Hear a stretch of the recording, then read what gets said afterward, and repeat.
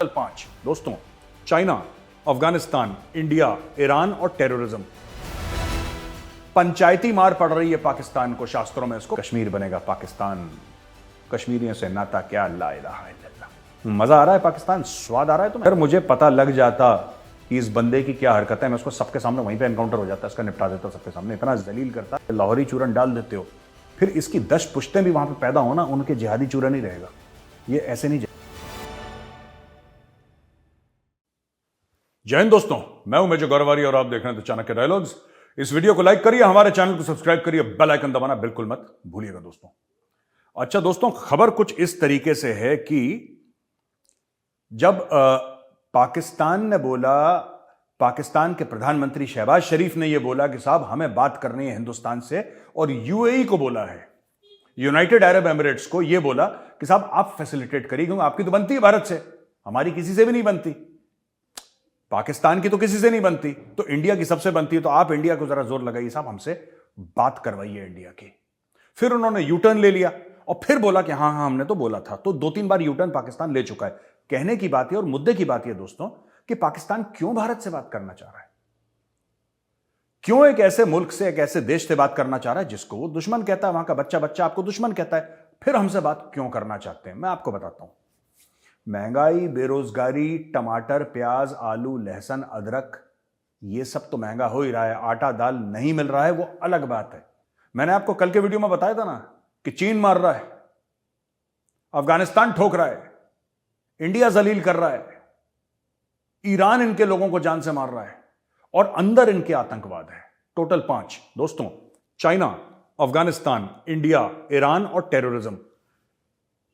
पंचायती मार पड़ रही है पाकिस्तान को, शास्त्रों में इसको पंचायती मार कहा गया है दोस्तों।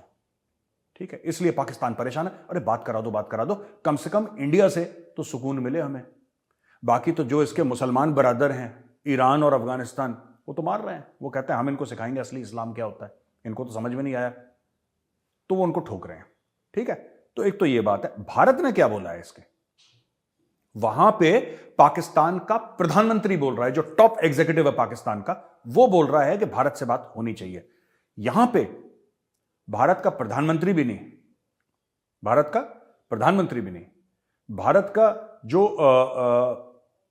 फॉरेन मिनिस्टर है डॉक्टर जयशंकर, वो भी नहीं, भारत का जो फॉरेन सेक्रेटरी है वो भी नहीं, फॉरेन मिनिस्ट्री का स्पोक्स पर्सन 1-to-1 पाकिस्तानी प्रधानमंत्री की बात का जवाब दे रहा है। तो एक तो भारत ने प्रोटोकॉल की धज्जियां उड़ा दी। ठीक है, अरिंदम बागची साहब हैं, अरिंदम बागची साहब ने एक स्टेटमेंट दे दिया कि असली बात टेररिज्म की है, जब तक पाकिस्तान टेररिज्म से बाज नहीं आएगा हम पाकिस्तान से बात नहीं कर। अब पाकिस्तान को बड़ा दिल में भैया बड़ा लोड हो गया कि यार आप ऐसे कैसे कह सकते हैं, और हम तो अमन चाहते हैं। कोई अमन वमन नहीं चाहते, तुम लोगों की थाली में रोटी नहीं है इसलिए तुम्हें अमन आ रहा है, वरना फिर से तुम जिहाद के घोड़े में चढ़ जाओगे, यह बात तय है। ठीक है, तो कोई भी ये इस गलतफहमी में ना रहे कि देखो पाकिस्तान तो अमन और चैन की बात कर रहा है। पाकिस्तान कोई अमन चैन की बात नहीं कर रहा, उसको मौका मिलेगा, ये सांप फिर डसेगा। ये आप 100% मुझसे लिख के ले लीजिए, इनकी तारीख ऐसी है, ये भरोसे के काबिल नहीं है। ठीक है, ये बार बार इन्होंने धोखा दिया है। वाजपेयी जी गए थे, इन्होंने कारगिल करी, मोदी जी गए थे, इन्होंने पुलवामा करा, पता नहीं बीच बीच में उड़ी में इन्होंने क्या एक्शन करा, बिल्कुल टेररिस्ट एक्शन करा पाकिस्तानियों ने। ये भरोसे के काबिल, आप इनसे हाथ मिलाएंगे, ये आपकी जेब काट लेंगे और आपको डस लेंगे। ठीक है, तो अरिंदम बागची ने जो बात बोली 100% आई एग्री विथ हिम। तो बोला टेररिज्म की बात करो, बाकी तुम्हें जो बीच में तुम्हें कश्मीर की डींगे मारनी तुम डींगे हाँकते रहो, डींगे हाँकने वाला मुल्क है, काम धाम इन्होंने कुछ करना नहीं है, तो ठीक है, what ever you want you do. But Bharat का ये स्टैंड है, तो भारत ने स्नब कर दिया बहुत बुरी तरीके से। फिर से एक बार पाकिस्तान जलील हो गया। ये अब देखिए, जेल में है अब्दुल रहमान मक्की, जो ब्रदर इन लॉ है हाफिज सईद का, जिसको अभी प्रोस्क्राइब करा, उसको ग्लोबल टेररिस्ट डिक्लेयर करा यूनाइटेड नेशन सिक्योरिटी काउंसिल ने। चीन को भी जलील करा भारत ने, सबके सामने पब्लिक ह्यूमिलिएशन हुआ चाइना का। ये वीडियो बना रहा है भाई अब्दुल रहमान मक्की, ये भाई वीडियो बना रहा है जेल के अंदर। फैसिलिटीज इसको देखिए, मैं बता रहा हूं, जेल के अंदर इन्होंने ना एक साउंड इंजीनियर भी दे रखा होगा, पाकिस्तानी को मैं जानता हूं ना, ये तो बाबा कौम है उनकी असली, ये जो टेररिस्ट हैं, इन्होंने उसको वहां पे कैमरा पर्सन दे रखा होगा, प्रोड्यूसर दे रखा होगा, आप आराम से यहां पे कंटेंट बनाइए। तो उसने वहां से जेल से रिकॉर्डिंग करी, उसने बोला साहब मैं तो ओसामा बिन लादेन से मिला ही नहीं। ओ भाई, तुम ओसामा बिन लादेन से मिले नहीं मिले, how is that India concern? India का यह कंसर्न है कि 26/11 में और इंडिया के अंदर कश्मीर में और टेररिस्ट एक्टिविटीज में तुम्हारा हाथ है। कहानी खत्म हो गई। तुम ना मिले ओसामा से, उससे क्या फर्क पड़ता है? उससे हमें क्या फर्क पड़ता है? But fact of the matter is, ये बंदा जेल में बैठ के वीडियो रिकॉर्डिंग निकाल रहा है। इतना जो ग्लोबल टेररिस्ट है, अगर उसके हाथ में, मैं कह रहा हूं चलो उसके पास कैमरा नहीं है, उसके पास कुछ नहीं हो, मोबाइल फोन से ही बना रहा है, एक ग्लोबल टेररिस्ट को, जिसको यूनाइटेड नेशन सिक्योरिटी काउंसिल कह रही है कि बंदा ग्लोबल टेररिस्ट है, he has got access to a mobile phone. तो दोस्तों, पाकिस्तान वो मुल्क है जहां पे टेररिस्ट को जेल में डालते हैं, वहां पे वो बच्चे पैदा कर लेता है। तो अगर जेल में बच्चे पैदा कर रहा है तो मोबाइल फोन ले जाना कौन सी बड़ी बात है? Is it a big thing? No, it's not a big thing. और ये पाकिस्तान को, फिर मैं बता रहा हूं, इसके ऊपर पाकिस्तान को दुनिया भर को जवाब देना पड़ेगा कि ग्लोबल टेररिस्ट जेल में है, how did you have access to a mobile phone और कैमरा इक्विपमेंट? और ये बाहर कैसे गया? बाहर ऐसे गया मतलब he also had access to an internet. इसने इंटरनेट पे अपलोड करा होगा, इसने कुछ तो करा होगा, या कोई जेल के अंदर वाला बंदा इसके पास आया होगा, इसने रिकॉर्ड करके mobile phone, I don't no, मुझे नहीं पता क्या हुआ है, लेकिन इसका रिकॉर्डेड स्टेटमेंट किस तरीके से बाहर आया? ये अपनी सफाइयां दे रहा है कि जी मैं तो मिला ही नहीं। क्या ये पाकिस्तानी एस्टेब्लिशमेंट ने इसको दे हैव फैसिलिटेटेड दिस? ये सोचने वाली बात है। अच्छा, तीसरी खबर जो मेरे बात है कि अब पाकिस्तान जमीन पे लेट गया है आईएमएफ के सामने। 2 दिन पहले की खबर है, वर्ल्ड बैंक ने मना कर दिया था, हम तुम्हें पैसे नहीं देंगे, $1.25 बिलियन जो देना था हम देंगे ही नहीं। पहले उन्होंने बोला हां, फिर बोला ना। समझ रहे हैं? वो गाना सुना ना आपने दबंग फिल्म का, दगाबाज रे? वही चीज है जो पाकिस्तान के दिल में अब सांप लौट रहे हैं कि दगाबाज रे, तुमने तो बोला था यार, तुम तो कहते थे कि तुम हमें पैसे दे दोगे, तुमने हमें पैसे नहीं दिए। एक पाकिस्तानी टेलीविजन पे एंकर ये कह रहा है कि यार देखो, वो तो हमारे पैसे थे। तुम्हारे पैसे थे? तुम्हारे नहीं थे वो पैसे भाई, वो वर्ल्ड बैंक के पैसे थे, उसकी मर्जी तुम्हें देना दे।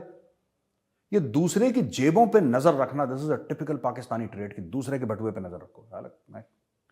ये बटुआ मिल जाए किसी तरीके से, ठीक है? एक पुरानी कहावत है कि when ever you shake your hands with a Pakistani politician, always count your fingers. पता लगा 5 उंगलियों से अपना हाथ मिलाया, 2 ही वापस आई, ठीक है? 3 रख ली उसने, ये भी हो सकता है वहां पे। तो एनीवे, वर्ल्ड बैंक ने मना कर दिया। अब ये लोग, इनका आखिरी दम तोड़ दिया पाकिस्तान ने। पाकिस्तान ने बोला कि, आईएमएफ को बोला कि ठीक है, आप जो बोलेंगे हम वो करेंगे, आप जो बोलेंगे। ये दम क्यों टूटा इनका? क्योंकि वर्ल्ड बैंक ने मना कर दिया इनको। और यहीं पे भारत की डिप्लोमेसी काम आती है। हम आईएमएफ को या वर्ल्ड बैंक को ये तो नहीं कह सकते कि तुम पाकिस्तान को पैसे मत दो, क्योंकि अगर उनको देना तो देंगे, पर हम ये कह सकते हैं कि ठीक है यार, 2 महीने बाद देना, 3 महीने बाद देना, और उसी 2-3 महीने में पाकिस्तान की कमर टूट जाएगी। कश्मीर बनेगा पाकिस्तान, कश्मीरियों से नाता क्या, ला इलाहा इल्लल्लाह। मजा आ रहा है पाकिस्तान? स्वाद आ रहा है तुम्हें? हैं? मजे आ रहे हैं? जब तक बेटा तुम्हारे अंदर से जिहाद का जिन्न नहीं निकालेंगे, तुम्हारी झाड़ फूंक नहीं कर लेंगे ना मोदी जी रुकेंगे, ना डॉक्टर जयशंकर, ना भारत, कोई नहीं रुकेगा यहां पे। तुम्हारे अंदर से जो जिहादी जिन्न है ना, इसको निकालना है बाहर। और वो जिन्न तुम्हारे अंदर से निकालने का जो प्रोसेस है वो बड़ा पेनफुल है, और ये दर्द तुम्हें हो रहा है क्योंकि जिन्न निकल रहा है धीरे धीरे। वो जिन्न निकाल के मानेंगे। अब देखना है, पाकिस्तानियों को ये बात सोचनी है। पाकिस्तानीज हैव टू कंसिडर, भाई हमें कश्मीर कश्मीर करना है कि पाकिस्तान पाकिस्तान करना है। You have to make a choice between Kashmir and Pakistan. दोनों नहीं रख सकते तुम। अगर तुम कश्मीर करोगे तो पाकिस्तान से हाथ जोड़ बैठोगे। अगर तुम्हें पाकिस्तान बचाना है तो ये सब जो तुम ड्रामा कर रहे हो, ये सब बंद करो। ये सब ड्रामा बंद कर दो, तो हो सकता है, उसमें गारंटी नहीं है, लेकिन हो सकता है कि पाकिस्तान बच जाए। वरना जैसे 71 में अलग हुआ था, अभी फिर से ऐसा हो जाएगा, क्योंकि you will not have enough money. आप भाई, सऊदी अरब ने क्या बोला इनको? अभी मैं आपको बताता हूं। सऊदी अरब ने एक स्टेटमेंट दिया है पाकिस्तान को लेके।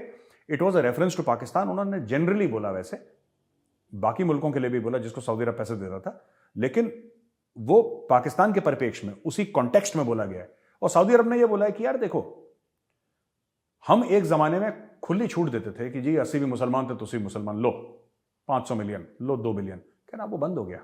ये हमारा टैक्स पेयर का पैसा है। सऊदीज ने बोला अब हम सोचेंगे हम किस तरीके से पाकिस्तान की मदद कर सकते हैं। और उन्होंने एक और चीज बोली कि भाई अगर हम अपने टैक्स पेयर पर लोड डाल रहे हैं तो तुम अपने टैक्स पेयर पर लोड क्यों नहीं डाल रहे? तुम भी डालो ना। हर रोज आ जाते हो कटोरा लेके, ये दे दो वो दे दो। देंगे पैसे, ऐसी बात नहीं कि नहीं देंगे, देंगे पैसे, लेकिन इसके एवज में मैं बता रहा हूं पाकिस्तान से बहुत कुछ गिरवी रखवा लेंगे, क्योंकि ये चाइना ने ट्रेंड शुरू करवाया है। ये ना कि हम तुम्हें इतना पैसा देंगे, एयरपोर्ट गिरवी रख दो। अब सऊदी कह रहा हमारे पास भी पैसे हैं यार, सऊदी के पास तो बहुत पैसा है, लिक्विड कैश दुनिया भर का है सऊदी के पास। One of the biggest reserves of liquid cash in the world, one of the biggest. ये तो सऊदी अरेबिया, सऊदी अरेबिया बोलेगा ठीक है कराची दे दो, 10-15 अरब पूरा कराची गिरवी, तो ये करने वाले हैं, मैं बता रहा हूं, क्योंकि वो छोड़ेंगे नहीं। They will not leave Pakistan. जिस तरीके से पाकिस्तान हर समय कि आप हमारे भाई हैं, आप हमारे, आपने कभी देखा सऊदी को बोलते हुए कि पाकिस्तानी हमारे भाई हैं? आपने कभी देखा कतर को बोलते हुए कि पाकिस्तानी हमारे भाई हैं? ये सिर्फ पाकिस्तानी है जो सबको अपना भाई बनाता है कि पैसे मिल जाएं, इमोशनल कर दो, इमोशनल ब्लैकमेल कर दो, पैसे मिल जाए, but that is it, that is the only foreign policy. किसी तरीके से भाई बोल के, इस्लामिक बिरादर बोल के हम किसी तरीके से लोगों को चूना लगा दें और फिर वो जिसको कहते हैं ना हिंदी में अंटी में आ जाए, वो है भाई यहां पे स्टोरी। ठीक है, ये मेरे पास कुछ खबरें हैं पाकिस्तान की। एक प्राइम मिनिस्टर मोदी के ऊपर बीबीसी की डॉक्यूमेंट्री बनी है, ठीक है, जिसमें इंडिया द मोदी क्वेश्चन, इसमें नरेंद्र मोदी जी की बहुत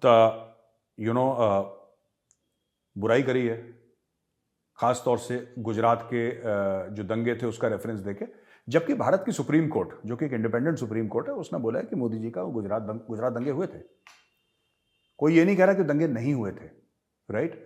लेकिन ये देखिए, जो रेडिकल इस्लामिस्ट है ना, अब क्या है कि सबको खुजली हो रही है। मैं आपको बताता हूं प्रॉब्लम क्या है। ये सबसे बड़ी प्रॉब्लम तो उनको मोदी जी से है ही है, ये बात हमें माननी पड़ेगी। मोदी जी कुछ कर लें, मैं बता रहा हूं, इनको सोने की थाली में 56 भोग परोस दें, इनको फिर प्रॉब्लम है मोदी जी से, राइट। इनको फिर प्रॉब्लम है, तो वो प्रॉब्लम कभी जाएगी नहीं। दूसरी चीज, भारत इतनी तरक्की क्यों कर रहा है? आपको लगता है कि भारत 5th लार्जेस्ट इकोनॉमी बन गई वर्ल्ड की, और लोग कह रहे हैं कि 3rd लार्जेस्ट बन जाएगी अगले 10 साल में, तो किसी को दर्द नहीं हुआ होगा इस चीज से? किसी को परेशानी नहीं हुई होगी?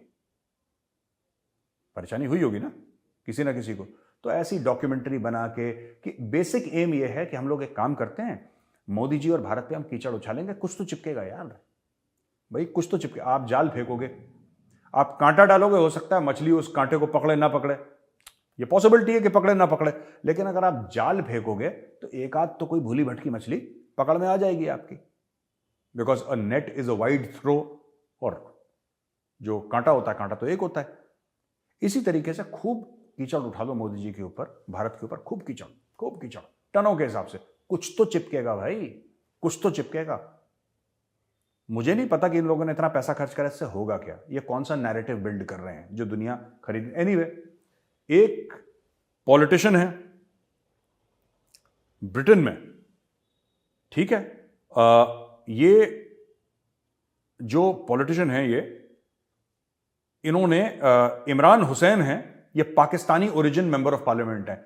मैं बता रहा हूं, ये भी लाहौरी चूरन है, इसका देखो जरा, इसके माँ बाप कहां से, मैं बता रहा हूं लाहौर के आसपास का है, लाहौर का ही होगा ये इमरान हुसैन। मुझे कंफर्म नहीं है कहां का है, लेकिन चूरन टाइप की हरकतें हैं इसकी, इसलिए मैं बोल रहा हूं। पाकिस्तान ओरिजिन एमपी इमरान हुसैन, इसने बड़ा बोला कि भाई आप ये मोदी का ये, अरे एक बात बताओ यार, मुझे एक बात समझ में नहीं है, ये पाकिस्तानियों का दिमाग खराब है। इन्होंने पहले भी उस सीरियल रेपिस्ट को बड़ा, इसको अपना बाबा कौम बना के रखा था, क्या नाम था उसका, नजीर अहमद, लॉर्ड अहमद नजीर या नजीर अहमद कुछ था। उसको निकाल दिया लात मार के पार्लियामेंट से, उसको पार्लियामेंट से लात मार के निकाल दिया कि वो he was a child molester. वो बहुत, मतलब उसने क्या क्या पता नहीं क्या क्या करा। उसको बीबीसी के आप जाइए, लॉर्ड नजीर आप टाइप करिए, आपको पता लग जाएगा लॉर्ड नजीर की क्या क्या हरकतें थी। मेरी तो इस आदमी से, लॉर्ड नजीर से, किंग्स कॉलेज लंदन में बहुत बहस हो गई थी, बहुत ज्यादा बहस हो गई थी, आमने सामने। इंडियंस भी बैठे थे और पाकिस्तानी भी बैठे थे वहां पे, और मेरी बड़ी बहस हो गई थी। मुझे उस समय पता नहीं था कि इसकी क्या हरकतें हैं, क्योंकि मैं पहली बार इससे मिल रहा था।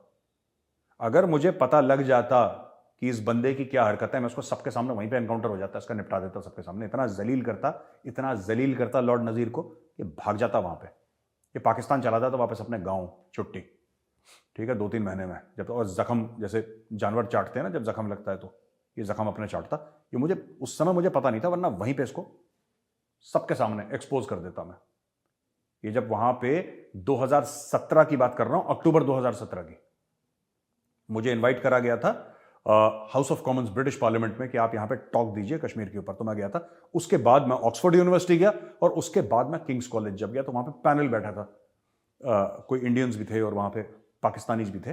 जो पाकिस्तानी पैनल था उसमें स्टेज पे किंग्स कॉलेज लंदन में, वहां पे ये भी था, ये लॉर्ड नजीर। और वहां पे इसने बड़ी बड़ी लंबी छोड़ रहा था कि हम उस समय बुरहान वानी फ्रेश था सबकी मेमोरी में कि बुरहान ये, बुरहान वो, बुरहान ये। मुझे इसका उस समय पता होता ना, मैं सबके सामने, मैं आपको बता रहा हूं, एक प्रॉमिस, सबके सामने इस बंदे के मैं कपड़े उतार देता। लेकिन उस समय मुझे पता नहीं था, तो ये बच गया। अगली बार अगर मैं गया लंदन और मिल गया ना मुझे, तो ये तो गया। खैर, हम बात कर रहे थे इस बंदे की जिसका नाम है इमरान हुसैन। ये पाकिस्तानी ओरिजिन का है, कहते हैं पैदाइश इसकी यूके की है। लेकिन यार, जिसके खून में एक बार जिहादी चूरन आप डाल देते हो ना, या लाहौरी चूरन डाल देते हो, फिर इसकी 10 पुश्तें भी वहां पे पैदा हो ना, उनके जिहादी चूरन ही रहेगा। ये ऐसे नहीं जाएगा। ये ब्लड में सन गया मामला, चूरन। तो चूरन इसके खून में दौड़ रहा है। तो ये इसको ऋषि सुनाक ने शट अप कॉल दे दी, जिसको फौज में बोलते हैं ना, ऋषि सुनाक ने। इसने वहां पे पूछा कि मोदी जी फलाना ढिमका, तो UK prime minister Rishi Sunak ने बोला कि देखो, I doesn't agree with such characterisation, मैं इससे अग्री नहीं करता जो आप बात कह रहे हैं। The UK government's position on this has been clear and long standing and hasn't change. Of course we don't tolerate persecution where it appears anyway, but I'm not sure I agree with all that the characterization that the honorable gentleman has put forward to। बस इसमें एक चीज है ऋषि सोनाक साहब, ये ना ये ऑनरेबल है ना ये जेंटलमैन है, ठीक है। ये जो इमरान हुसैन है ना ये ऑनरेबल है ना ये जेंटलमैन है। कैसे लोगों को आपने डाल रखा है अपनी पार्लियामेंट में, लाहौरी चूरन टाइप यार। They should not be allowed anywhere. इनको तो 10 किलोमीटर रेडियस के अंदर नहीं घुसना चाहिए। कुछ नहीं पता किस दिन फट जाएगा ये, मैं बता रहा हूं आपको। इमरान हुसैन किसी दिन आसपास फट जाएगा, यहां पे लगा लोगों के कुछ ना कर देगा ये गेम। Be very careful. अच्छा, एक बड़ी अच्छी खबर है दोस्तों कि ब्रिक्स जो है ना, ब्रिक्स एक कंट्रीज हैं, जैसे कि उसमें ब्राजील है, रशिया, इंडिया, चाइना और साउथ अफ्रीका। तो ये लोग कह रहे हैं यार कि अपना ना डॉलर डोमिनेटेड, यानी कि डॉलर में जो इंटरनेशनल ट्रेड होती है ना, ये कहते हैं हम अपनी लोकल करेंसी में करेंगे। ये इनके बीच में बातचीत चल रही है। यानी कि इंडिया अगर साउथ अफ्रीका, और ये बड़ी बड़ी इकोनॉमीज है ना, South Africa is a big economy, China is a big economy, Brazil, India, Russia, these are big economies. तो इनका वैसे हो रहा है, जैसे इंडिया रशिया से कुछ लेता है तो इंडिया जरूर रुपये में पेमेंट करता है उसकी। We don't pay them in dollars, we pay them in rupees. लेकिन वो कह रहे हैं कि ब्रिक्स का अपने आप में जब हम ट्रेड करेंगे, सो लेट्स पे इन रुपीज, लेट्स नॉट पे इन डॉलर्स। ये बात साउथ अफ्रीका में मल करी गई है, और देखते हैं फिर इसका क्या बनता है आगे। और जो साउथ अफ्रीकन फॉरेन मिनिस्टर है नलेडी पैंडोर ने यह बात बोली है कि साहब हम सबको लोकल करेंसी में ट्रेड करना चाहिए, डॉलर की करेंसी में ट्रेड नहीं करना चाहिए। External Affairs Minister Jaishankar is on a 3-day visit to the Maldives and Sri Lanka to further expand bilateral engagement। देखिए, जयशंकर साहब फिर पहुंच गए और मालदीव्स के प्रेसिडेंट इब्राहिम मोहम्मद सोलेह से मिले, और ground breaking ceremony of Hanimaadhoo international airport redevelopment project है, भारत ने करवाया एक इंटरनेशनल एयरपोर्ट का रीडेवलपमेंट प्रोजेक्ट मालदीव्स में, उसका इनॉग्रेशन करा जयशंकर साहब ने वहां पे, और फिर वो श्रीलंका भी गए। इन्होंने बोला it is a partnership that is enabled us to swiftly and effectively respond to challenges as we saw recently during the COVID pandemic। ठीक है जी, it is a partnership that has enabled us to deliver results and bring down tangible benefits to our people in accordance with their wishes, aspirations and priorities। देखिए, ये ना ये diplomatic language है, और इसमें भी चाइना जलील हो रहा है। ये in between the lines read करने की जरूरत है। अब देखिए जयशंकर साहब ने बोला क्या, It is a partnership that has enabled us to deliver results and bring about tangible benefits to our peoples in accordance with their wishes, aspirations and priorities। कहने को कुछ भी नहीं बोला, और जो समझने वाला है वो समझ गया कि चाइना जहां पे इन्वेस्ट करता है वहां पे चाइना उन लोगों की प्रायोरिटी नहीं देखता, चाइना अपनी प्रायोरिटी देखता है। चाइना सिंपल सी, चाइना ने जैसे फॉर एग्जांपल श्रीलंका में चाइना ने एक एयरपोर्ट बनाया। दोस्तों भगवान कसम 5-6 साल हो गए इस एयरपोर्ट को। जो पहली फ्लाइट थी वही लैंड हुई थी, उसके पास एक भी जहाज लैंड नहीं करा।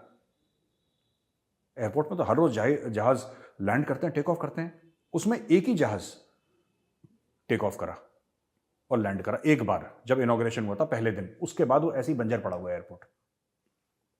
चाइना ने क्या करा, जमीन ले ली श्रीलंका से, $1-2 अरब का उन्होंने एयरपोर्ट बना दिया, शानदार। ठीक है, बनवाया किससे? चीनी कंपनी से। यानी कि चीनी कंपनी आई श्रीलंका, उसने वो एयरपोर्ट बनाया, चीन ने जो पैसे खर्च करे वो किसको दिए? चीनी कंपनी को। पैसा कहां गया वापस? चाइना। लेकिन वो जो हंड्रेड्स ऑफ मिलियंस या बिलियंस का जो लोन है वो किसके ऊपर पड़ा? श्रीलंका के ऊपर। अब वो जमीन चाइना घेर लेगी और बोलेगी 99 साल के लिए, जैसे हनुमान टोटा पोर्ट घेर लिया उन्होंने। तो इस तरीके के बहुत प्रोजेक्ट्स चाइना करता है। ये जो है ये एक, जिसको कहते हैं कि एक स्लैप है, जो डॉक्टर जयशंकर ने बोला, he has directly attack China. Diplomatic तरीके से इन्होंने चाइना को अटैक करा है। अश्विनी वैष्णव साहब हैं, मंत्री हैं मोदी जी की कैबिनेट में। उनका ये बयान है कि ये वर्ल्ड इकोनॉमिक फोरम में जब इन्होंने बात करी तो कम्युनिकेशन मिनिस्टर हैं अश्विनी वैष्णव, उन्होंने बोला कि sensing a huge opportunity in the global semiconductor market, India has set in motion an ambitious plan to become a key supplier for the world, with the government itself putting in $10 billion. A university system that produces a large number of talents is also helping a lot, as we have tied up with many universities to prepare the right talent. इन्होंने basically ये बोला है कि भाई India semiconductor industry में अपना कदम रख रहा है, सरकार ने खुद $10 अरब उसमें डाल दिए हैं, और हम अपने जो इंडिया का टैलेंट है, जो यंग बच्चे हमारे यूनिवर्सिटीज हैं, हम उनको तैयार कर रहे हैं इस फील्ड में। एंड इंडिया की सेमीकंडक्टर आपको हर चीज के लिए चाहिए, चिप आपको हर चीज के लिए चाहिए। तो अभी इंडिया में अभी इंपोर्ट हो रहे थे, अब इंडिया बना के वर्ल्ड को एक्सपोर्ट करेगा, ये उन्होंने बोला है। बहुत बड़ी बात है। इसके नेशनल सिक्योरिटी मैं बता रहा हूं इंप्लीकेशंस भी हैं। मैं इसलिए आपको बता रहा हूं, इसमें सिर्फ economic semiconductors, while they have everything to do with the economy, they also have everything to do with national security. तो नेशनल सिक्योरिटी के तहत बहुत इंपॉर्टेंट ये स्टेटमेंट है अश्विनी वैष्णव साहब का, इसलिए मैंने आपको ये बात बताई है। अच्छा, पाकिस्तान से वही खबर है जी, इतने मर गए। अब क्या है कि खैबर एजेंसी में 3 पुलिस वालों को मार दिया।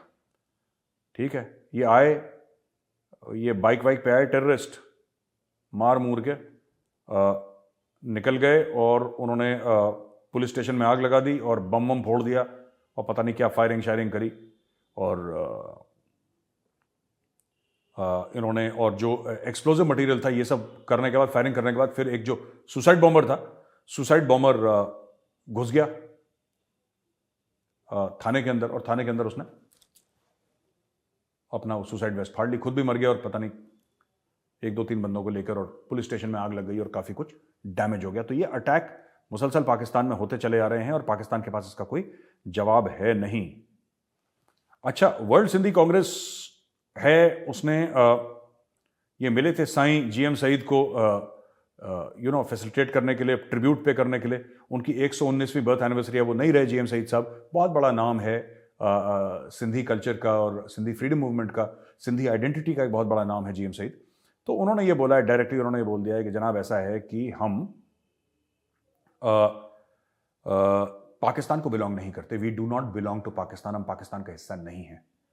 तो अब ये बात हो रही है सिंधु देश की, और फिर वहां पे अथॉरिटीज ने सेक्शन 144, इंडिया में भी लगता है ना 144, या 5 या 5 से ज्यादा लोग एक साथ नहीं, तो उन्होंने 144 लगा दिया, और जो लोगों को आसपास बस ले जा रही थी दाएं बाएं उनको रोक दिया, और काफी कुछ लोगों को प्रॉब्लम होने लगी। लेकिन पाकिस्तान के बीच में, ये कोई इंग्लैंड या अमेरिका में नहीं हुआ है, पाकिस्तान के बीच में हुआ है, ये सिंध में हुआ है, जहां पे सिंधी इकट्ठा हो गए, हजारों की तादाद में सिंधी इकट्ठा हुए, और उसने बोला कि यार देखो, we do not belong to Pakistan. और कई सिंधियों से मैं भी टच में हूं, वो कहते हैं यार, उन्होंने पता है एक बात बड़ी अच्छी बोलते हैं सिंधी ना,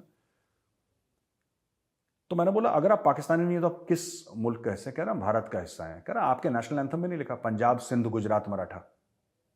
तो आपके जो राष्ट्रगान है, आपका जो जनमन गन जो आप लोग गाते हैं, आप लोग सल्यूट करते हैं, कुछ लोग दिल पे अपने हाथ रखते हैं, कोई प्रणाम करते हैं, कोई सल्यूट करते हैं, कोई सावधान में खड़े हो जाते हैं, वो जो नेशनल एंथम है भारत का, उसमें लिखा है पंजाब, सिंध, गुजरात, मराठा। जब उसमें लिखा है कि पंजाब, सिंध, गुजरात, मराठा, फिर आप मुझसे क्यों पूछ रहे हैं कि आप कौन से देश के हैं? वो तो पाकिस्तानियों ने हमें हाईजैक कर रखा, we are part of India. और कई लोग मुझे बोल चुके हैं, मैं लंदन गया था, वहां पे भी कई लोगों ने मुझे बोला था जो सिंधी हैं, और ये पाकिस्तानी सिंधीज जो ज्यादातर कराची या हैदराबाद, सिंध में रहते हैं, कुछ कुछ इन लोगों ने, जो मेरे जान पहचान के हैं, दे हैव सेड कि वी आर इंडियंस, और आप आए और हमारी पाकिस्तानी फौज से हमारी जान छुड़ाएं, हम लोग परेशान हैं इन लोगों से। तो वहां पे ये एक इमोशन आ रहा है। ठीक है जी। बाकी पाकिस्तान की इकोनॉमी की खबर है। अब मैं आपको एक खबर तो सुनाने नहीं वाला, क्योंकि ये पता नहीं इनके कमी होते जा रहे हैं, क्या कर रहे हैं, I don't know how they are managing it. ये कह रहे हैं कि State Bank of Pakistan data reveals that the CAD in December, CAD in December of 400 million compared to 252 million in November, an increase of 58.7%. However, it contracted by 78%. Oh bhai, it contracted by 78% from 1.857 billion in December कहा बेड़ा ही गर्क है यार, पता नहीं लोग क्या करते हैं, who is managing there economy, but इनका बहुत बुरा हाल है। और बहुत सारी डिटेल्स हैं इसमें, मैं जल्दी एक वीडियो बनाऊंगा जिसमें मैं पाकिस्तान, और भी चीज़ें होंगी लेकिन पाकिस्तान की इकोनॉमी के from that point of view I will try and explain to you कि क्या क्या पाकिस्तान में चल रहा है और वहाँ पे क्या हो रहा है। दोस्तों अब हम आते हैं अपने जो बड़ा मशहूर, अब धीरे धीरे 2-3 ही बार मैंने करा है लेकिन बहुत लोग सवाल जवाब भेजते हैं, तो ये जो क्वेश्चन आंसर राउंड है, अब मैं अपना क्वेश्चन आंसर राउंड शुरू करता हूँ दोस्तों। तो दोस्तों सवाल जवाब में पहला जो सवाल है Subhabrata Chakrabarti. Yeah, I'm Subhabrata from Kolkata and I regularly follow your show. My question is, now the major concern is our eastern Indo-Bangladesh border. Most of the infiltration occurs through this border. Please enlighten us in this regard. चक्रवर्ती साहब नमस्कार, बहुत बहुत धन्यवाद, आपने सवाल पूछा। ये बात बिल्कुल ठीक है, ये इस बॉर्डर से तो होता है इन्फिल्ट्रेशन, बट सिर्फ वेस्ट बंगाल से नहीं होता ये असम साइड से भी होता है, ये त्रिपुरा साइड से भी होता है, ये कई जगह से होता है ये। और अब बीएसएफ है वहाँ पे, काफ़ी हद तक बीएसएफ सक्सेसफुल है, लेकिन बात ये होती है ना कि आप वो एरिया ऐसा है जहाँ पे आपने फेंस लगाए हैं, कभी कभी क्या होता है पानी ऊपर आ जाता है, वो फेंस बह जाता है, ठीक है, लोग बिल्कुल फेंस के साथ रहते हैं वहाँ पे। अब बीएसएफ गाँव तो नहीं उजाड़ सकती किसी का, रहते हैं वहाँ पे। अब वो पानी आया, वो पानी ने ढक दिया लोग, एंड दिस इज रेगुलर वहाँ पे, तो बहुत मुश्किल है। इसका सोल्यूशन देखिए मुझे भी नहीं पता, आई ऑल्सो डोंट नो कि इसका सोल्यूशन क्या होना चाहिए, लेकिन ये मामला बड़ा खतरनाक है। मैं आप सिर्फ एक बात सबको बता दूं, ये तो शुभव्रत चक्रवर्ती साहब ने सवाल पूछा, लेकिन 1971 की लड़ाई भी इसीलिए हुई थी, one of the major reasons. और भी बातें थी वहाँ पे, और भी कारण थे, वजूहत थी उसकी, लेकिन one of the main reasons was जो ईस्ट पाकिस्तान जो है, ईस्ट पाकिस्तान जिसको अभी बांग्लादेश हम लोग बोलते हैं, वहाँ से जो भारत में लोग आ रहे थे, कुछ लोगों का ये कहना है कि करोड़ से ऊपर लोग आ गए थे और भारत की जो अर्थव्यवस्था थी वो चरमरा गई, क्योंकि उस ज़माने में ऐसा कोई पैसा था नहीं हमारे पास ज़्यादा, और वहाँ पे इतने लोग आ गए, उनको खाना पिलाना, अचानक इतने लोग आ गए, बहुत लोड हमारे ऊपर पड़ गया। तो ये one of the reasons, main reasons for 1971 war was population coming from east Pakistan into India, जो बंगालीज थे। आज भी वो सिलसिला बरकरार है, और मुझे लगता है इसका ना पॉलिटिकल सोल्यूशन ही हो पाएगा। ये लोग बार बार इधर इंडिया में आ रहे, और यहाँ पे भी पॉलिटिकल पार्टीज़ हैं, और कोई खास एक पॉलिटिकल पार्टी का मैं नाम नहीं लूँगा, यहाँ पे बहुत लोग हैं, और क्योंकि वहाँ पे मुस्लिम बहुल है तो ज़्यादातर, जाहिर सी बात है, मैं ये नहीं कह रहा कि वहाँ से हिंदूज़ नहीं आते, हिंदूज़ भी आते हैं, लेकिन मुस्लिम बहुल है तो हमें मान के चलते हैं करीब 95% तो मुस्लिम्स ही आते हैं वहाँ पे। फिर यहाँ पे मुस्लिम ऑर्गेनाइजेशंस हैं जो बॉर्डर एरियाज़ में जो उनकी हेल्प करती हैं, कहीं पे ये कर दिया। असम में बहुत ज़्यादा प्रॉब्लम है, मैं बता रहा हूँ आपको, वेस्ट बंगाल से ज़्यादा। वेस्ट बंगाल में तो है कि आ जाते हैं और वहाँ पे रहते हैं, लेकिन रोहिंग्याज भी बहुत हैं, लेकिन असम में जो प्रॉब्लम है ना वो दोस्त, वो असम में आज की तारीख में, आप माने ना माने, असम में अलकायदा एक्टिव है। आप मान सकते हैं, आप हर समय अलकायदा सोचते हैं, आप अफगानिस्तान सोचते हैं ना, आप मिडल ईस्ट सोचते हैं, आप सीरिया सोचते हैं, अलकायदा आपकी असम में एक्टिव है। असम पुलिस कर रही है, बहुत शानदार काम कर रही है, ठोका है कई लोगों को, लेकिन fact of the matter is कि ये, अच्छा